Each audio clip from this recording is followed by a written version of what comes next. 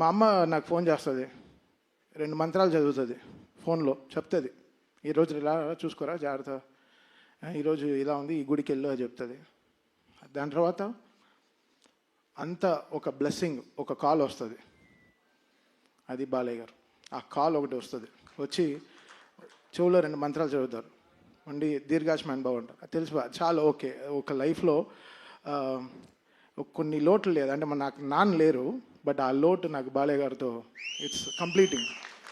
అది it's not that ఆయన నాకు ఆపర్చునిటీ ఇస్తున్నారు, ఒక సినిమాకి పనిచేస్తున్నాను అనేది కాదు.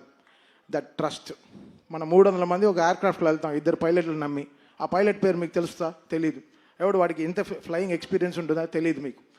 మనం ఎక్కుతాం ఫ్లైట్ అంతే, దింపేస్తాడులే చెన్నైలో, హైదరాబాద్లో దింపుతాడు, బాంబేలో దింపుతాడు, ఏదో ఎక్కేస్తాం. 300 మంది బ్లైండ్గా ఎక్కుతాం ఒక ఫ్లైట్లు నమ్మి.